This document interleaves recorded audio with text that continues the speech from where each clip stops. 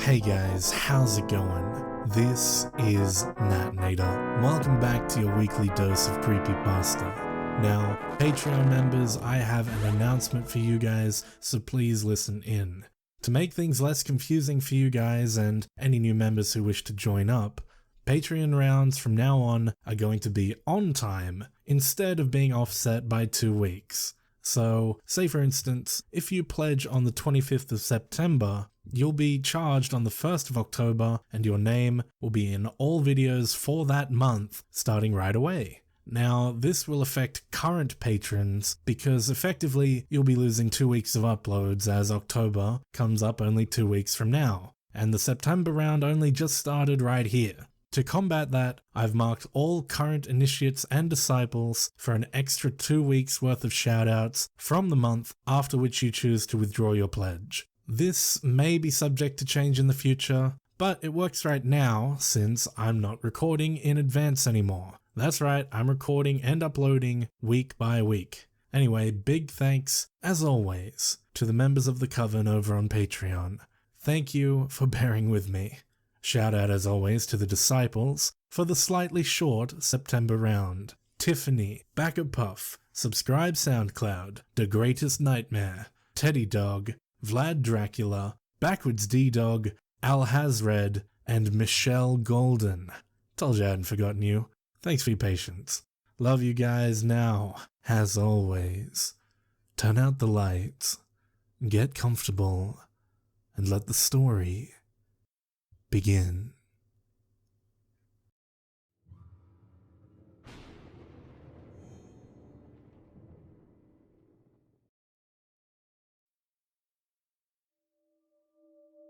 I'm posting this tonight in the hope that it will clear up the misunderstandings surrounding the disappearance of Deborah Lindsay Kane, at the risk of my personal ridicule. Sticks and stones and all that. None of it'll matter after tonight. Consider this my one pathetic attempt at an apology, if nothing else. It's sort of my fault what happened. Even in her heyday, internet blogger Sugarcane was just another web comedian. She was funnier than average and certainly skilled with a pen, but otherwise no more remarkable than the rest.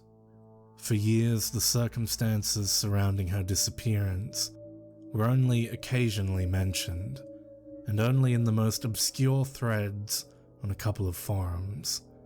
She would have been forgotten forever if those city workers hadn't found the tape recorder last Monday. Sugarcane's true identity was a boyishly cute redhead named Deborah Lindsay Kane. Her sister Peyton described her as a bag full of fists, nails, and opinions, just looking for an excuse to burst open on somebody, nourished by beer and spite since our papa died in '91. Deborah unintentionally began her career as a humor blogger when she let her friends talk her into setting up a MySpace account. She thought blogs were self-absorbed, whiny, and without substance, and thus used her MySpace page to parody the asinine ramblings of her peers.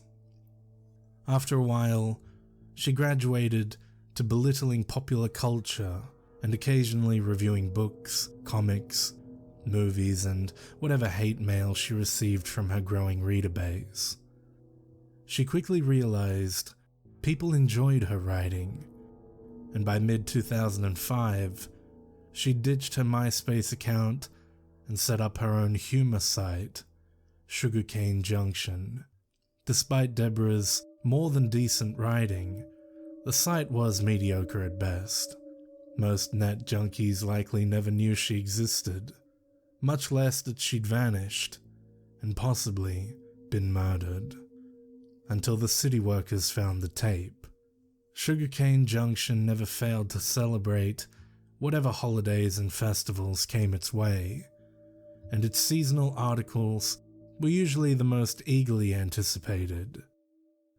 Deborah composed surprisingly witty drinking songs for her Oktoberfest review, and a touching poem for Father's Day that she refused to talk about afterward.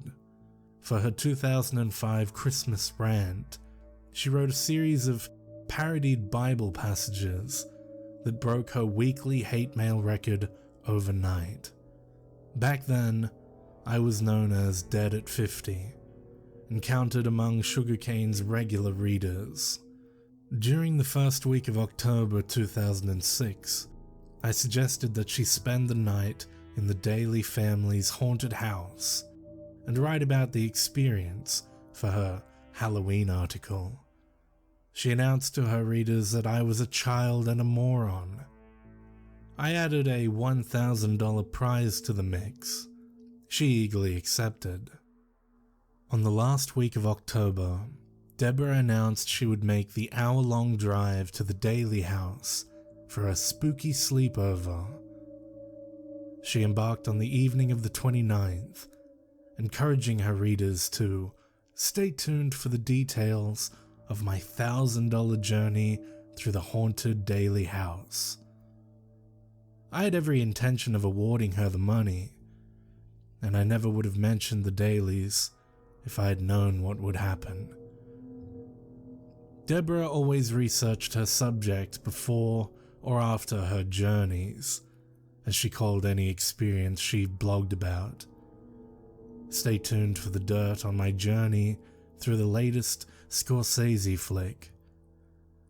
If only to make her praise/mockery of it all the more complete. In her apartment, the police found stacks of newspaper clippings about the Daily family as far back as 1960. Praise for Kevin Daly and the lives he saved as a firefighter. His marriage to sweetheart Naomi Welch in 1970. The birth of their son, Jeff, in 1971. Jeff's growing fame as an abstract artist at only 12 months of age. The rumors that Naomi deliberately dropped her son down the stairs and caused his borderline autism, and of course, the fruitless search for the bodies when the family vanished in 1982. The bulk of the articles were testimonies from neighbors and friends about the last they saw of the Dailies. Jeff's performance at school dwindled, but the work he produced in art class was as detailed as ever, depicting macabre realms of twisted, abstract shapes and looming shadows. Imagery he hadn't produced since he was a toddler. He claimed that the whisperers made him draw these things. His only explanation for a whisperer was, "They follow me around my house. I can't see them, but I know they're there." I don't think Jeff Daly was dreaming. I think his subconscious was a doorway to other worlds, and maybe his mother knew it and tried to kill him. If that's the case, I wish she'd been just a little more persistent. Kevin's co-workers described him as nervous, constantly on edge, like he was being followed by a lunatic and couldn't shake him. Naomi, normally known to greet her tavern's patrons with bright smiles and warm hellos, seemed to have crawled into a shell and refused to come out. She took frequent bathroom breaks, only to curl up inside a toilet cubicle and cry with her hands over her ears. And then one day, Jeff never showed at school, and his parents never showed at work. They'd vanished into thin air, and according to their neighbors, they didn't go quietly. Other articles described strange but seemingly unremarkable sights and sounds on the abandoned Daily property from 1989 to 2004. A few of those articles were so strange they were considered hoaxes or gross exaggerations. A neighbor's dog ran barking under the daily porch. When it returned, it spent the next 2 days whining and cowering and howling miserably for no reason. One morning, the owners woke up and found the dog missing. It was never seen again. A young couple claimed a silhouette in the shadows of the front yard whispered something at them as they walked past the house late one night. They couldn't tell if there was someone there or not, and when they continued their walk, the shape stalked them for several blocks before vanishing altogether. Several mailmen gave identical accounts of hearing movement and gibbering voices inside the house while on their routes. One assumed it was the local pranksters and alerted the police. They never found anyone inside. Earlier this week, the city workers were preparing the house for demolition when they discovered the recorder under an old desk. Remembering the house's history of missing persons, they turned it over to the police. The officer who received it, a friend of mine, whose name will go unmentioned, had at one time been a sugarcane fan. I spent an entire evening listening to the tape at his place. To help spread this story around the web, I've prepared a transcript of the recording for my own site, which you can read below. Tape begins with 15 seconds of silence, broken by a husky female voice. Don't think I've ever been to this side of town before. Had to stop at a diner and get directions because I managed to get my stupid ass lost. Supposed to be an hour-long drive, but it'll be close to midnight by the time I find this dump. Oh, I told the lady I was coming to visit an old friend who lives in the Dailies neighborhood. She was happy to find my way. Imagine I won't be well received if I go around telling everybody I'm spending my weekend breaking into other people's houses, even if the Dailies are too dead to give a shit. Silence for 8 seconds. A sigh. I feel silly going through with this. On the plus side, I'll get to pay my rent for the next month. It is now 11 p.m. on the dot. Took me forever to find this stupid house. Kept turning down the wrong streets. Hard to miss it once you find the right one. Front yard's a jungle, wiry vines, 3-foot grass infested with species of insects never before seen by man. You can't even see the front door from the street this late at night. Shadows gulped it up. Parked 2 blocks away and walked. Gonna find a window to climb through. Hopefully won't need to pick the back door cause that'll take forever. More as it develops. Hollow steps on old wooden boards. A series of distorted thuds as the recorder rattles violently. Silence for 16 seconds. Tripped. It's pitch black in here. Where's my damn... Quiet shuffling for the next minute, and more footsteps. Deborah releases an exhausted breath. Tape rattles slightly. Okay, I'm in. My camp is set up in... I guess this was the office? There's a dusty old desk next to the window, just climb through, and a bookcase to the right of the door. Both are bare. I'm about to take my tour of the house, camera ready. Although, this place isn't much to look at. Keeping the flash off, so the pics might need to be tweaked when I get back. I ought to keep the flashlight off and let my eyes adjust. But, yeah, I'm not gonna do that. 2 minutes of silence apart from footsteps and the occasional electronic shutter sound of a digital camera taking pictures. A cough. The house is a really roomy 2-story deal. Oh, there you are, you elusive stairs. Carpet's been all torn up, except for one corner of the living room, so the floor's all crusty wooden boards. Footsteps.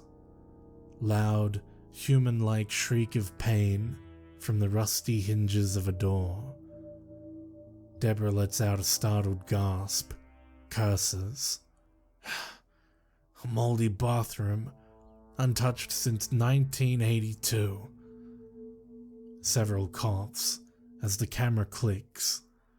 More squeaking hinges, significantly quieter.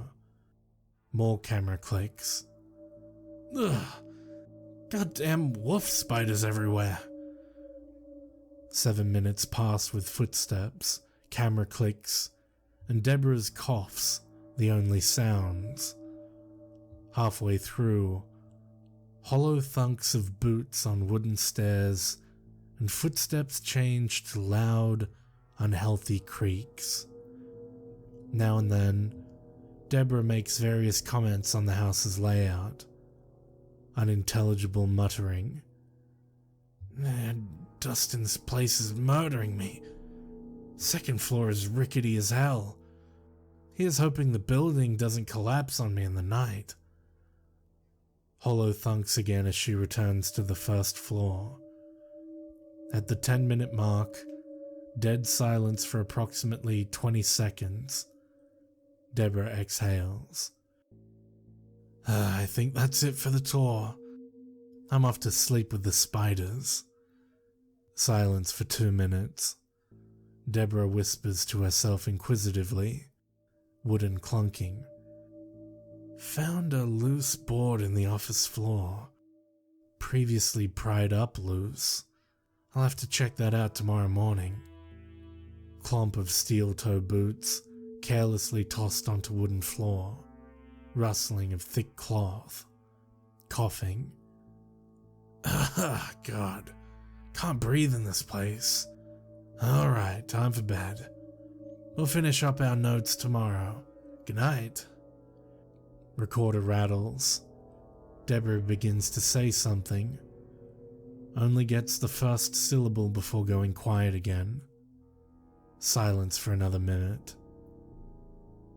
There's something in here. Pit-pat of bare feet. Silence. Door creaks shut. Rustling. Fucking rats. I knew it. I hear him scuttling in the living room walls. Should have brought a cot. Exasperated sigh. Okay, well, I won't be sleeping tonight after all, so I'm prying that board up to pass the time.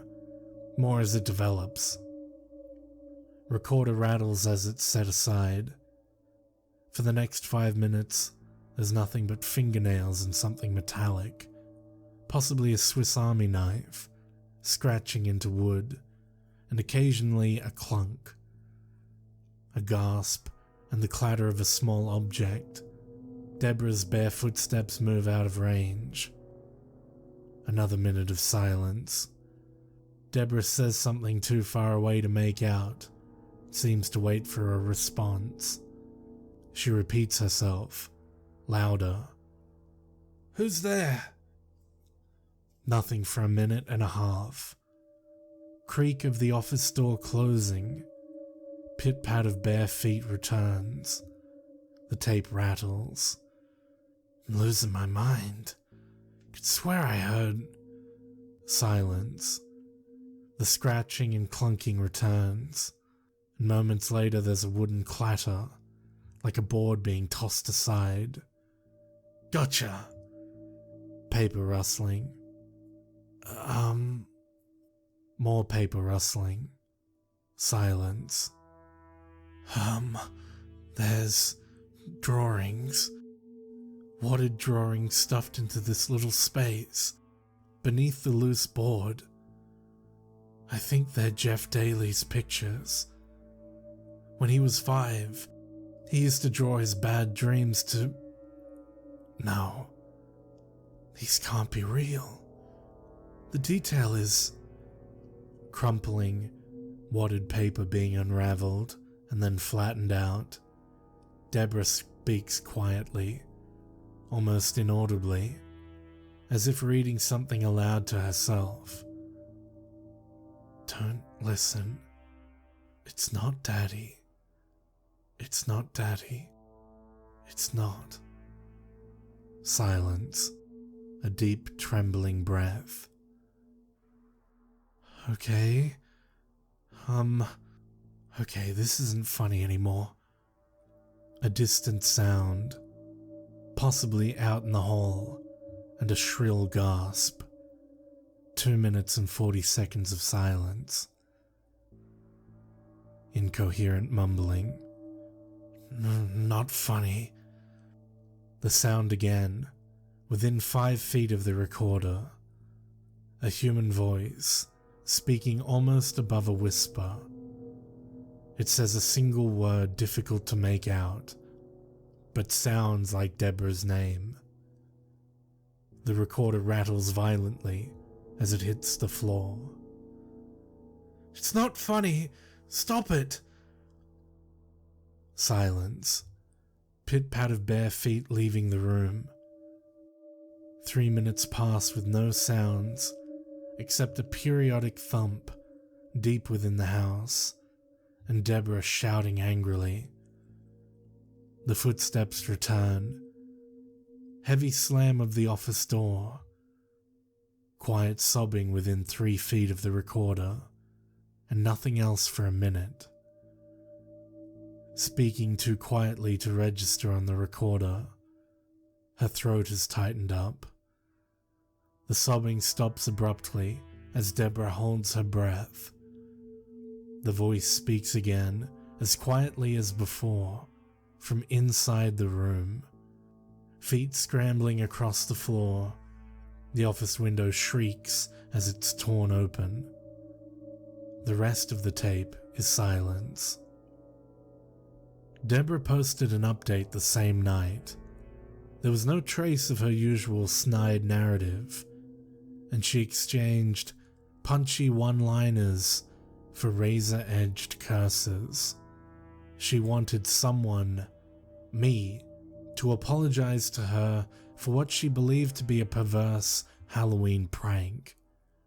She'd managed to keep one of the drawings she found under the loose floorboard, and included a high-res scan in her rant, condemning it as an obvious attempt by a barely capable adult artist to reproduce the work of an 8-year-old retard. Drawn entirely in black crayon, it resembled a caricature of someone's living room as done by Salvador Dali. At the center stood a dark shape with a greyish head, misshapen, like in a funhouse mirror, making it impossible to tell if it was supposed to be human or not. The thing stared right at the viewer, over its shoulder, with 2 empty black holes for eyes. 3 more of the things stood beyond it, also staring at the viewer. It was as if the act of drawing the scene had grabbed their attention, although their faces were amorphous mushes of white and grey. The 3 in the background seemed to be smiling, and it really did suggest a level of artistic finesse beyond that of an 8-year-old boy, but the style matched Jeff Daly's other drawings. Deborah and I both got our share of hate mail after that blog. Half her readers thought I was an asshole for setting her up for such a nasty trick. The other half thought Deborah was pulling a hammed-up Halloween prank of her own, and when her next 2 updates erratically described how the sounds in the Daly house had followed her home, everyone became all the more certain of this. They still believed it was a joke when she failed to make a single update for 2 weeks afterward. On November 4th in the middle of the afternoon, Deborah had called her sister Peyton. She was blubbering so much, Peyton couldn't understand a word she said at first. She let loose with a heartbroken drunk routine. She said she was sorry for missing my wedding, sorry for always being a spiteful bitch when we were growing up, sorry for kicking our dog when she was 12, apologizing for all kinds of silly stuff, like a desperate sinner at confession. She stopped to catch her breath, and I heard somebody else in the room with her, talking quiet, like they didn't want me to hear. I asked if she wanted me to come over. She started sobbing again and said, "I hear Daddy, but it isn't Daddy." Then she hung up and I called the police. They didn't find anybody when they got there. I was talking to her only minutes before. Most folks still think Deborah's abduction by the whispering stalkers of Jeff Daly's nightmares is a hoax, orchestrated by Deborah or some other sick individual. The tape has been proven a fake by one ignorant skeptic after another, and it won't be long before Sugarcane Junction fades into obscurity once again. I hope to prevent this, not because I feel pity for Deborah Lindsay Kane, though I really do pity her, but because I hope to prevent others from vanishing like she vanished, and like the city workers who found the tape vanished, and like my friend vanished. They mark their territory, like they marked the Daly house and the tape, and they can smell anything that comes in contact with it. Once they smell you, they hunt you like bloodhounds until they've marked you too. They call to you softly, like they're afraid to talk too loud. Sometimes 2 rooms away, sometimes right next to you. They imitate people you're closest to. Maybe they think it's funny, but you can't listen to them. You have to shut them out. Otherwise, you'll be too scared to open your eyes or move a muscle. You won't have the chance to kill yourself before they drag you to whatever unholy hell Deborah Lindsay Kane was taken to. I have to go take a bath with my toaster now. Mother has been calling for me for the last hour, even though she's been dead for 5 years.